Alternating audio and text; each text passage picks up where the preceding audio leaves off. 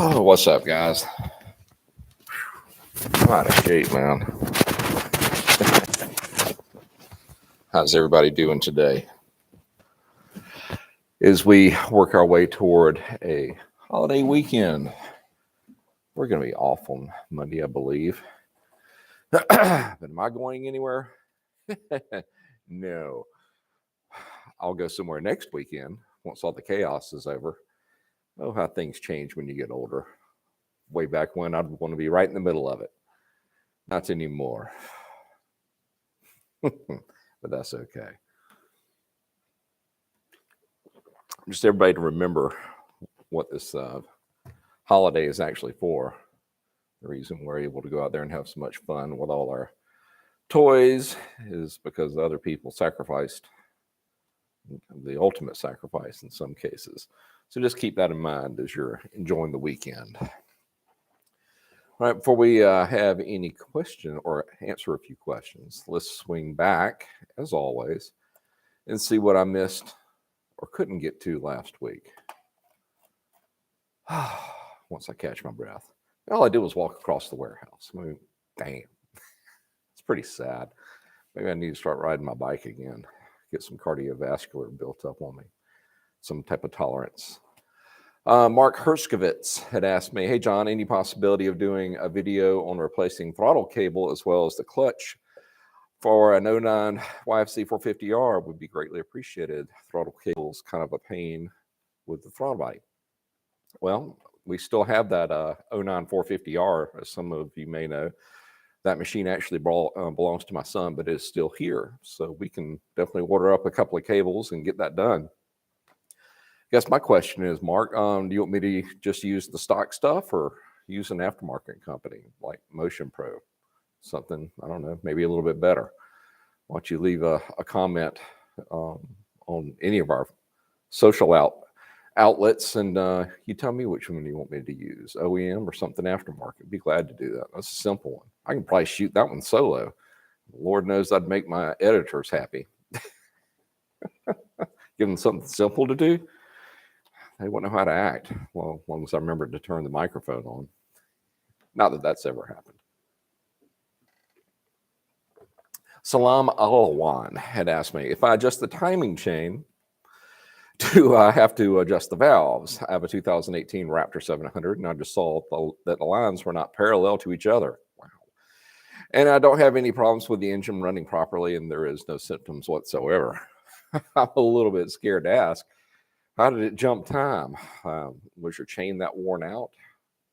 Chain adjuster, it can only go so far, and those teeth are really not that tall, so I can see how I could jump time. But to answer your question, no, you don't have to readjust the valves, but I would seriously consider putting in a new timing chain, because if that adjuster's all the way in, it's bound to happen again. And it sounds like you got lucky, because if it jumps time, that means things aren't happening at the right time, and you're eventually you're gonna bend valves.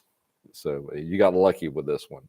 So you don't just reset it and then go about your merry way. It jumped for a reason and not necessarily a good one. Now, if you want to keep that from happening, I know that on that machine behind me, I took out the automatic chain adjuster and went with a manual one. Now, the trick with that is, if you're not proficient on maintenance and check it every so often, it can't self-adjust. But because it is a manual setup, it's going to keep a constant tension on there. So the likelihood of you jumping time is greatly reduced. But in your case, I would say you just want to look at getting that chain replaced, and then maybe put in a new adjuster and call it a day. Blake had asked me, I have a 2005 Kawasaki Prairie. Oh boy, it's set for 10 years. Woo-hoo. I've replaced the fuel tank valve, battery, air filter, and rebuilt the carburetor. Soaked the carb for 2 days. Believe that. It will crank and idle, but it only on choke. It will not take throttle at idle, only when choke is on. Any suggestion?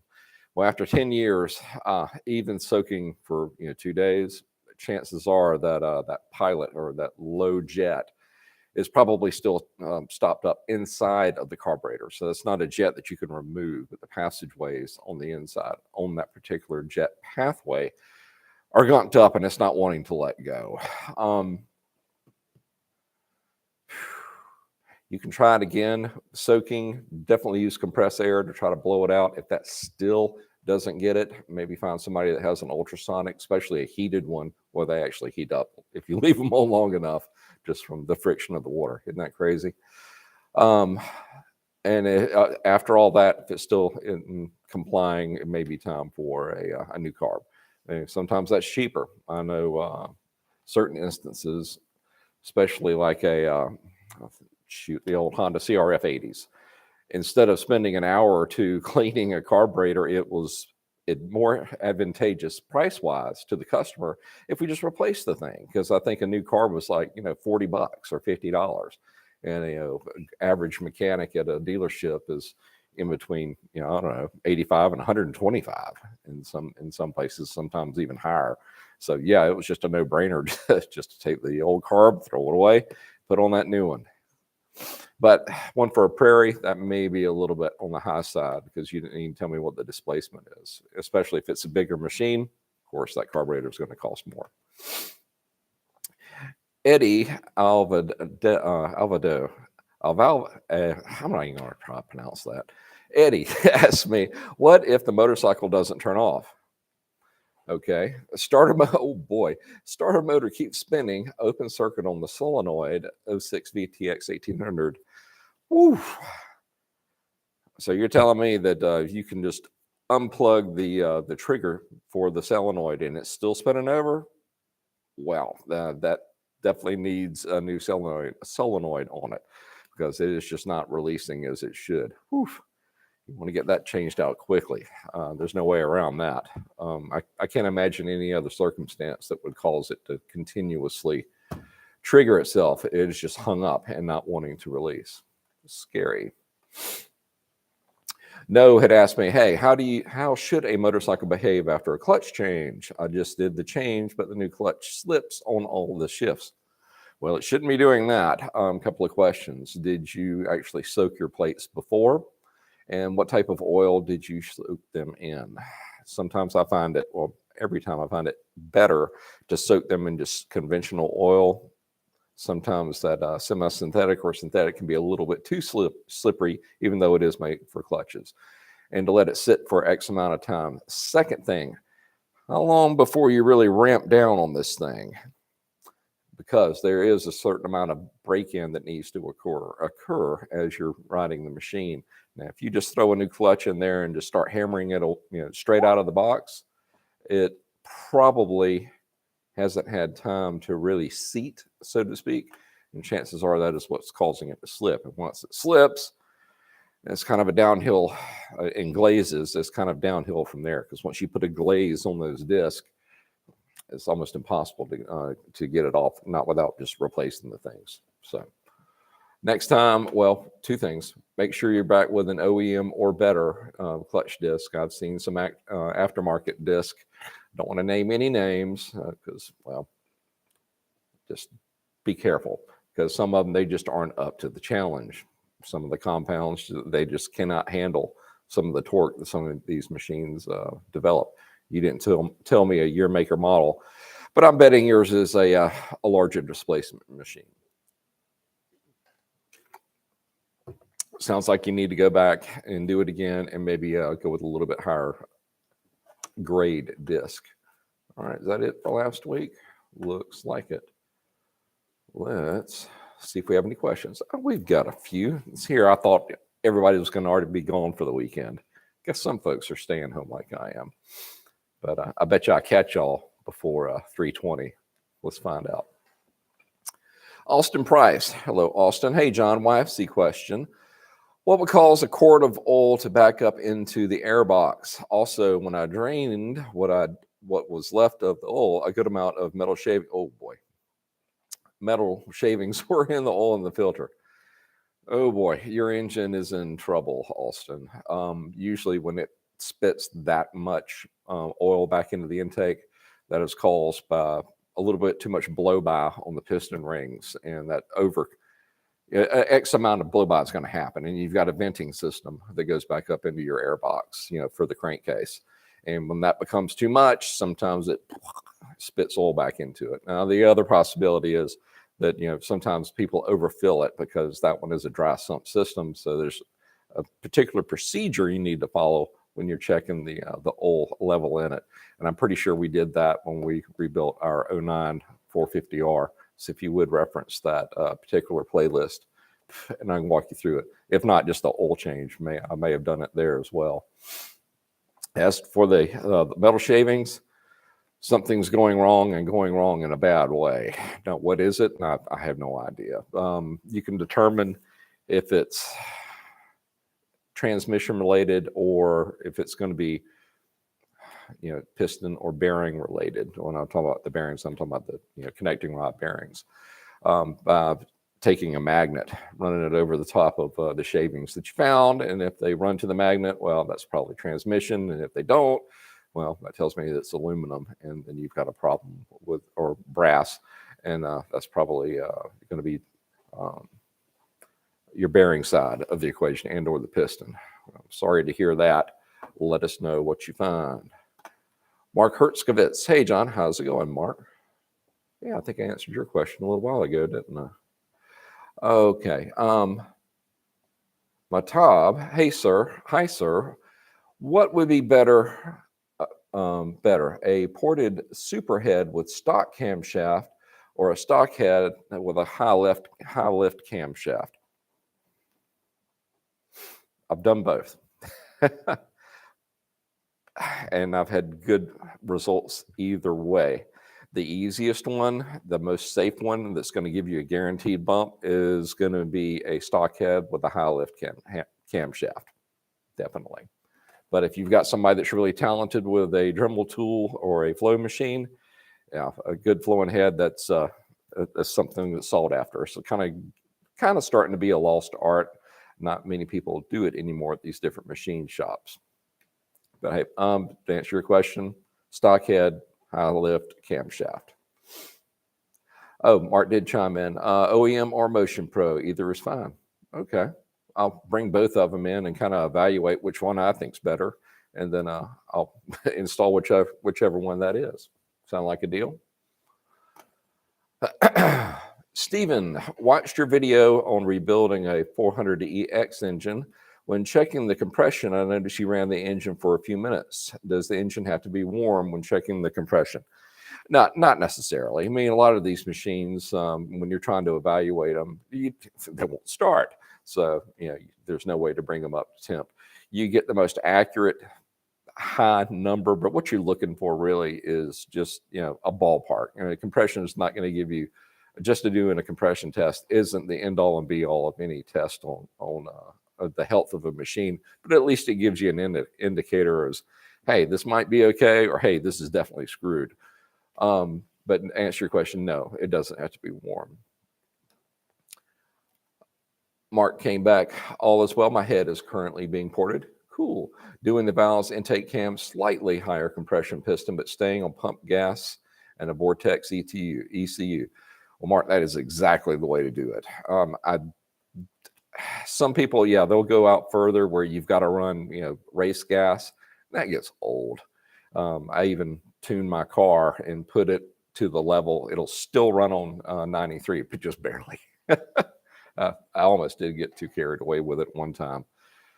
Stock, it had 10.5 to 1, and I went to 11.5 to 1. My tuner about had a heart attack. He said, "You drove this here?" Yeah, wasn't far though.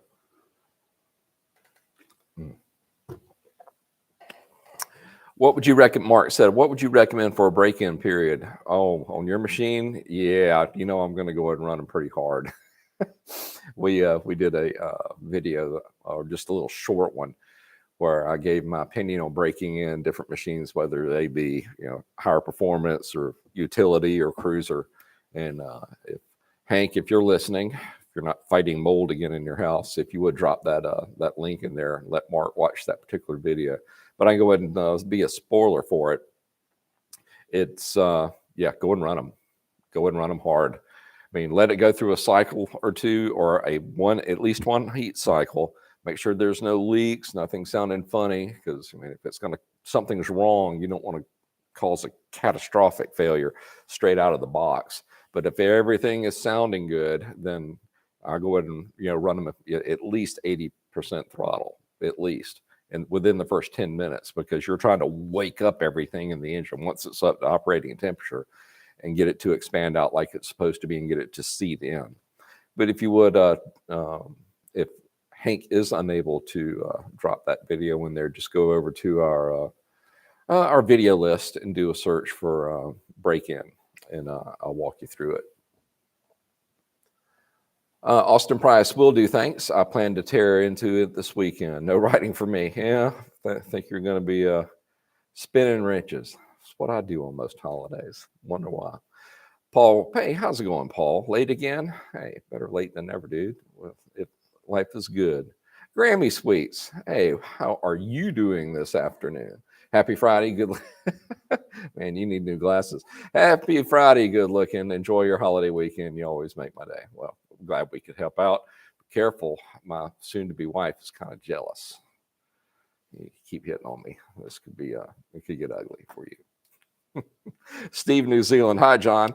Yamaha Viking 6-seater wanted more ground clearance, put 27-inch tires all the way around. What would be the best way without putting extra strain on the CV joints, etc.? It should be able to deal with that, Steve, pretty easy. The safest thing to do is run it in low more often than you probably do now, especially if you're in the tight stuff. That is what's going to reduce the most strain on them, is just running it in low. Well, that's actually going to save your CV more than anything. Just running it in low will help a lot. And I'll have to answer that a little bit later. Other than that, if the CVs are going to let go, they're going to let go. And since you are using a little bit larger tires, I'm not sure what the stock is on those. Is it 24s, 25s? So you're not that crazy with it. So it shouldn't have a hard time. But if they do give up the ghost, I wouldn't waste my money going back. And it sounds funny for me to say this with the OEM. I would go ahead and upgrade that machine back there, just by the sheer amount of power that we're going to be putting down. I went with the Demon Power Sports CV axles. So you may want to look at those. They've got a wide range.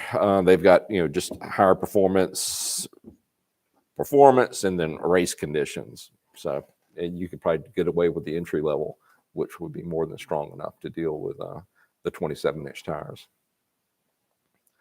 Mark came back, break it in like I'm going to ride it. Yep, that's the way I look at it. Get away from me, Nat. All right, yep, and then we dropped in the video on it. Paul, so after getting the brakes to work on the 05 Polaris, what was the trick on that? The motor refuses to start even though it was running prior to the brake job, pulling the carb in the tank. Well, they bring them, you work on some tough ones, Paul. I mean, you really do. But I admire your dedication. You do not give up. You're as bad as I am.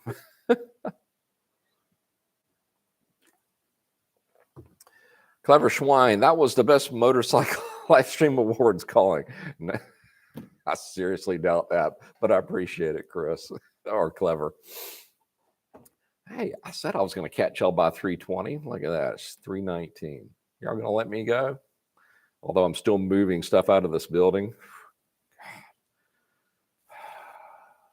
It's tough when you have to do all this stuff yourself, but that's all right. First world problems. What am I bitching about?